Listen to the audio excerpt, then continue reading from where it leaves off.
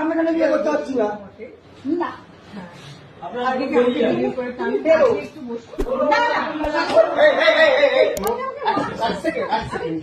কি হচ্ছে?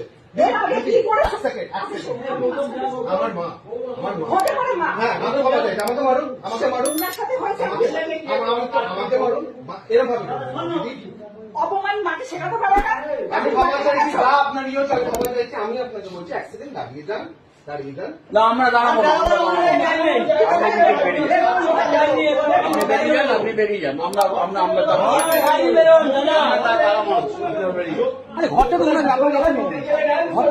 আপনারা অনেক ভুল করছেন, কিন্তু আপনারা বলছি আপনারা বেরোন, আপনাদের টাইম দেওয়া হবে, কিন্তু আপনারা বেরোন এখন আপনারা বেরোন, আপনাদের টাইম দেওয়া হবে। আমরা ঘর দিয়ে ইয়ে করবো না, খালি তারা